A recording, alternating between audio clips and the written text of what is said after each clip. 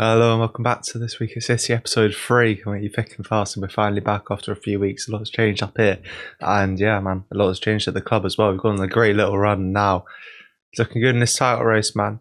And first things first, let's start off with the Leeds game. Then we'll be going to the preview of the Forest game, and then Newcastle at the weekend next weekend as well. We'll be previewing that as well. So yeah, a lot to get into. Let's get stuck in. But first of all, don't forget to like and subscribe. Coming into the game, there was talk about their record under the lights at Ellen Road, and wow, I mean, it was tough. I mean, I'd say first half an hour they were the better side and they looked more threatening, even though I don't think they created too many good chances. And the one which people pointed to is, of course, that Calvert-Lewin miss wide, but I think it was a two-handed push from Gay anyway in the build-up, so you can't really look into that. I'd say that's a big chance. The one for Brendan Aronson as well was a good chance, but I think that might have been offside anyway as well. So we did kind of limit their good chances and in the early stage of the game when it looked like we were a bit rattled, to be fair, but we still rode out the storm, I thought, really well, and a tough place to go. And yeah, we get the goal for half time. Semenyo, it's so well worked. The pass from Cherky and build up, that's what he brings, man. That star quality out of nowhere, and it's a great one for Ait Nouri, who's been brilliant ever since AFCON, and just smashed it across to Semenyo, and there he is at the back post. And that's what you need from Semenyo. Not the best on the eye, but he comes out with the GA, which is exactly what we need and exactly what we used to with our wingers in past and previous seasons. And yeah, man, we might have players on the ball who look good on the ball like Doku, Savio, but when it comes to putting the ball in the back of the net and getting the GA, which is important, and that's what you need to put the ball in the back of the net in football at the end of the day, and that's what Semenyo does. And he's done it to a high level so far, and he's like a natural in terms of playing in this title race side, and looking like he's stepping up to the plate and hungry for more. And yeah, that goal was crucial before half time, to be fair, as chasing the game in the second half at Ellen Road would have been tough. And I think the second half performance was incredible, considering we had no Haaland and the defence just did their job so well. Ruben Diaz and Gay just marshalling that defence so well and limited Leeds to, I'm pretty sure they had no shots on goal in the second half. Yeah, in that second half where you'd expect Leeds to kick on under the lights, it getting dark, us being 1-0 up as well, you expect them to kick on and really put the pressure on us. And while they did have a fair bit of the ball, they created nothing. Only 0.22 expected goals and 0 shots on target. I mean, Donnarumma didn't even have to make a save in that second half. And I think that just shows how we've come on leaps and bounds over this past month or so. Because over a month ago, in that January, remember the Chelsea game, the Brighton game, we're just throwing it away after going 1-0 up. And you'd expect us at Leeds away to crumble, but no. Ruben Diaz and Mark Gay, two of the standout performers in that game, they just intercepted everything, headed everything, put their body on the line, and that's exactly what you want to see from your two centre halves, especially in this title running away at a place like Ellen Road. So yeah, I couldn't have asked much more considering we didn't have Haaland in attack. I think defensively we were perfect. No shots on target for Leeds in second half. I just think it's incredible from the lads, and that's an Arsenal type thing to do. His defence has been called one of the best in the world, and I think we're close to them now in terms of goals conceded this year. I mean, Donnarumma's on 11 clean sheets. I'm pretty sure Ryan's on 13 or 14, so he's coming for that Golden Glove. And then I think Arsenal have even like 25. No, we have 24 goals conceded. I think they might have 21 or something like that. I'll fact check it after and I'll put in the real stats. But I think it's only like 3 goals in it, so we're clearly not that far off them in terms of goals conceded. And if they are one of the best defences in Europe, where's that put ours, man? Now moving on to the match ratings. For me, Donnarumma didn't have much to do at all. Other than that one-on-one with Aronson, which he did really well and sorted that out really well. Even though I thought it was offside, I think he dealt with that really well. And I'm just going to go for a 7 for Donnarumma. I was thinking about going for 6 because he just literally had nothing to do. But I think he dealt with crosses well in the second half where we were coming under a bit of pressure from set pieces and throw-ins. I thought he dealt with those well. And he wasn't like on the ball. He was actually quite calm and chill and didn't really kick out of play too much, which is usually what he does. But I thought Donnarumma was solid, man. And not too much was asked of him, but he just did what he needed to do. And yeah, it's a 7 for me. I feel like it'd be harsh to give him a 6 when he literally didn't do anything wrong. Then on to Mateus Nunes, Mr. Consistent, whether he's in the team, and it's a 7 for him. It's incredible what Mateus Nunes has become now, and didn't put a foot wrong. Incredible work carrying the ball forward, went under pressure as well. And that tackle on Calvert-Lewin at the back post was just incredible. You don't want Calvert-Lewin getting any shots off in those areas. And that was the one scare we had in the second half, I think. But the recovery pace from him there and coming in clutch, getting stuck in, that's what you want to see from your players. A bit of grit about them. Then moving on to my man of the match, Ruben Diaz. He's getting an 8 rating for me. I thought it's just incredible. Headed anything, headed everything, blocked everything. Interceptions galore. I think the first 5 minutes were a bit shaky from him. I think he gave the ball away a couple of times, but he dealt with Calvert-Lewin and the rest of Leeds attackers so well. And that's the Ruben Dias I like to see, and I think he's been incredible this season. Other than that Newcastle game where he got hooked half time due to his lack of recovery pace, I think he's been incredible this season when he's played, and now he's got Gay alongside him. I think we're going to see Diaz get back to his best. Speaking on Mark Gay, it's an 8-match rating for him as well. I thought he was spotless. He did nothing wrong, man. He was just incredible. It was a couple of times as well carrying the ball out defence. He looks incredibly composed. Under all the pressure he's on, he's still able to relieve the pressure off our back line. And yeah, he just brings that calmness to the team. The amount of times I've mentioned the word calm with this guy, he's just composure for days, and defensively and on the ball. And unfortunate to score after that, I could say, from Caldalo, but yeah, Mark Gay and Ruben Dias, it's an 8 for both of them, and I'm so glad we got Mark Gay, man, because he's really made a difference onto our defence and just brought a level of composure, but also a bit of grit in defence as well, of course, when under pressure. Next is Aït-Nouri, man, and he was incredible as well. What an assist he got. I mean, the eagerness to get forward, I love that. The ambition. And it's good from Cherki to pick him out, of course, but it's an intelligent run with the position of Marmoush in the centre. And yeah, he was just incredible. He kept the ball so well. He's so composed, and it's like having a winger at left back that can actually defend as well, because I think his defensive numbers were incredible as well. And I think he won all his ground duels. I think he won like 8 ground duels or something like that. He was just spotless again. And Aït-Nouri, man, you can't take him out of this team. You can't. And him after AFCON, he's just been incredible. As I say, it's like playing a winger at left back, so composed on the ball. And yeah, it's an 8-match rating for Ryan Aït-Nouri. More of the same, please. Now moving on to a player which I've been waxing lyrical on over the past few months, and I think he's been incredible in this title race so far, but this wasn't one of his best games to say for sure. And yeah, it's a 6 for Bernardo Silva. I thought it was all right in terms of off the ball, but on the ball, I think it was a bit wasteful and giving away a bit too much for my liking. But it's not the horrendous Bernardo Silva performance. I think he just did his job to some extent off the ball, and that was enough for us. Now moving on to Rodri, who had a bit of a shaky start to the game, giving the ball away a couple of times, but I thought the second half he turned up a notch, and that experience coming in, the free kicks he won under pressure, he won 4 free kicks, which is so important going to a hostile place like Ellen Road under the lights away, where the fans are going to be right up against you, the players are going to be right up against you. Rodri just taking the pressure off, using that experience in title runnings in a way of these tough games to win those free kicks deep and relieve the pressure off the back line.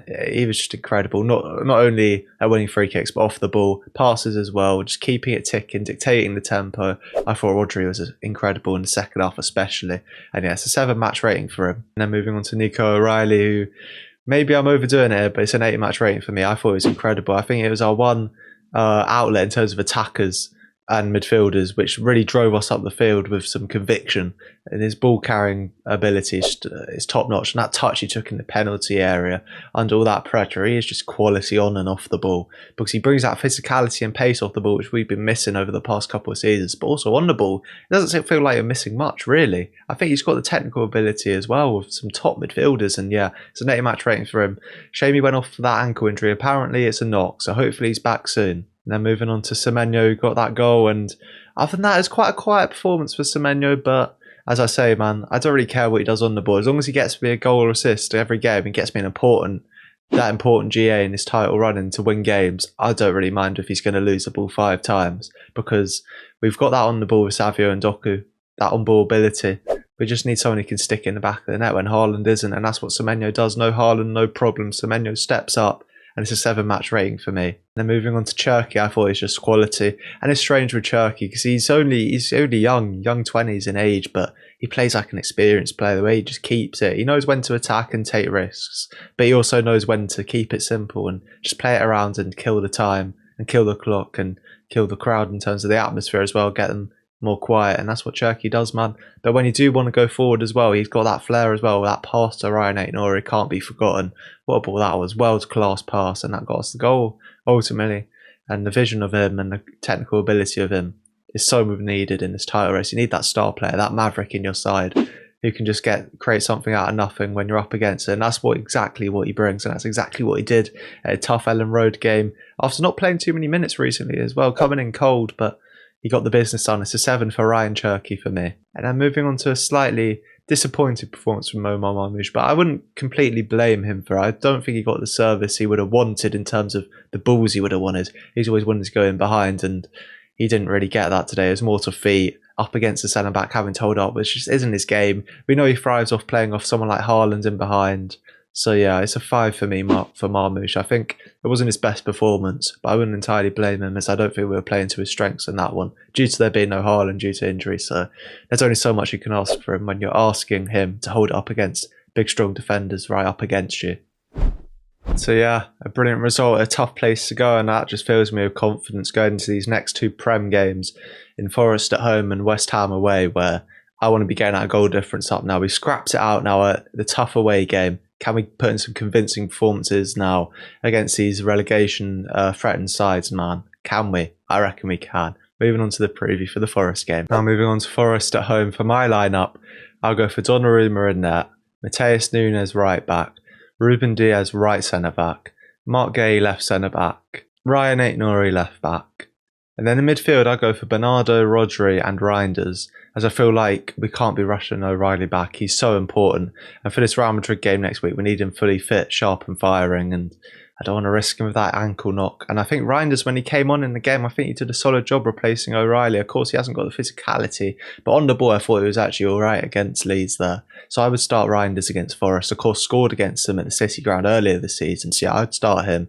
Then attack, I go for the exact same attack. I go for Semenyo off the right. Cherki sort of in that false 9 position, dropping in, receiving the ball deep. And then off the left, I go for Marmoush.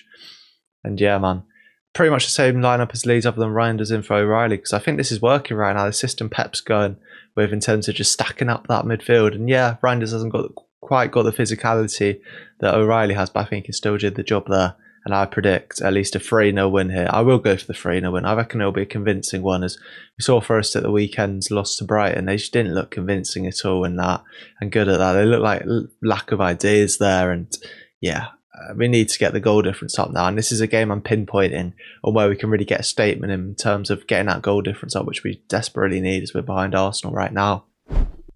And now for the Newcastle game of the weekend, I'm going to go for my predicted lineup for that as well. I mean, this could be subject to change in terms of who starts against Forest, but this is what I would go for if we are to do the starting lineup against Forest. Yeah, this is what I go for in terms of resting players. It might change if we were to use something different, but this is what I would go for. I'll go for Trafford in there, of course. Got to get the cup keeper in and give him his minutes he deserves, especially how good he's been against Newcastle in the cup, again in the Carabao Cup, keeping a clean sheet at St James's Park and putting a man of the match display against them at home as well. So yeah, Trafford in there. Right back, I go for Rico Lewis. I think he's been deprived of minutes in this side, and yeah, you have to start him. As much as it'll be tough against Gordon, I think Rico Lewis just has to start. And the player I'd have next to in terms of in that right centre back role, I'd have Kuzanov to cover him as Lewis goes into midfield for the extra man. I'd have Kuzanov to the side of him to help that recovery pace and aggression against Gordon. So yeah, Kuzanov right centre back. Left centre back John Stones. I'll be running it back to last season against Newcastle, where we started Stones and Kuzanov and they locked up Isak and Gordon like there's nothing. So yeah, I go Stones and Kuzanov as my two centre backs, and then I go Ake left back because I want to give Aït-Nouri that rest. I want to give O'Reilly that rest they deserve. So next in line's Ake, and yeah, I reckon he can just get the solid lockdown on Elanga or Murphy, whoever's going to play. I know pace is not ideal with Ake, but he got the job done in the cup against them at St James's Park. I'm sure he can do it again because we've got bigger fish to fry, man, with all due respect to the FA Cup. We've got to be resting O'Reilly and Aït-Nouri for that Real Madrid game, definitely. And then midfield, it's a bit of a risky one, a bit of a non-combative one. I would go for Foden and Reinders either side of Nico G sitting deep in that midfield. No O'Reilly, no Bernardo, no Rodri. I mean, I'm banging on about this Madrid game at home. It's so important we rest our players for that one because they actually play on Friday. So they'll have at least a 5 to 6 day rest for that game. So we've got to make sure our stars are rested as well. And then in attack, I go for Savio off the right, Doku off the left. And I would go for Haaland at striker if he's not to play against Forest, because we do need to build that sharpness up so he's ready for Real Madrid. I bring him off maybe around 60th minute though. And then Doku, we need him sharp for Real Madrid as well. We saw what he did to him last time. And now that Trent's back from injury for Real Madrid, we can really get him with Doku like we have in past years. So yeah, let's get Doku's sharpness up. Let's get Savio's sharpness up. Let's get Haaland's sharpness up here. And I reckon that team is good enough to beat Newcastle. Be tough, but let's not forget they've got games coming up in Champions League against Barcelona as well. So maybe they'll have one eye on that game as well. So I'm going to predict a nice, it's going to be a scrappy game. 2-1 to Man City. We've already done it to them so many times this season.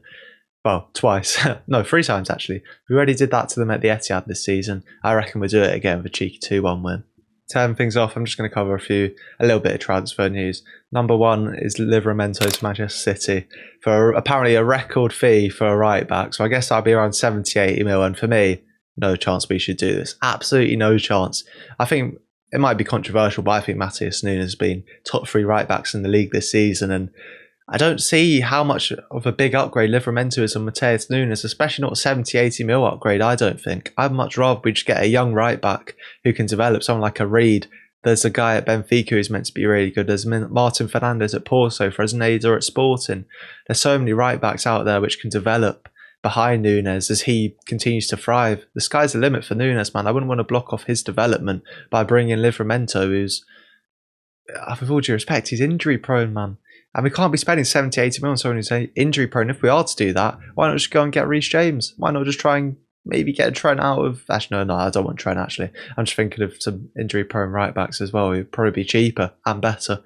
So yeah, I'd rather just go and try our best to get James out of Chelsea if we're going to go for an injury prone right back. And then there have been links to Elliot Anderson, which I think will be a done deal. I think we'll bring him in. He's got the technical ability and the aggression and the power, which seems to be what's needed of a modern day midfielder, and I think he would just suit this team like a glove if Bernardo is to leave. And yeah, Elliot Anderson has to be done. Hopefully we can get him out of Forest for a cheap price, because it's not going to be easy. And then finally, there have been links to another Forest guy who we of course looked at in the summer, and Morgan Gibbs-White. I don't think this one will get done, and I hope it doesn't get done.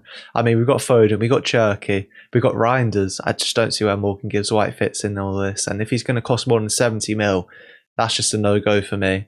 I just leave Morgan Gibbs-White there or let him go wherever. Just focus on Anderson. I don't see why we need to sign 2 midfielders from a side which look like they could even get relegated. Like, what does that say about them or us if we're signing 2 midfielders from a potential relegated side? Like, I don't think that's enough quality. If we're going to go for another midfielder as well as Anderson, if Rodri and Bernardo and Nico G, or if we are to lose more than 2 midfielders, the 2 midfielders I would go for was definitely Anderson and then maybe a Tonali or Wharton, depending on whether it's Rodri or Nico G that goes. But yeah, that's it, man, for this episode. Thank you for watching. We'll be back again next week recapping the Forest game, the Newcastle game, and looking forward to Real Madrid and West Ham at the weekend. So yeah, man, thanks for watching. Don't forget to like, comment, subscribe, and yeah, it'll be a bumper episode next time. Thank you for watching, man. Goodbye.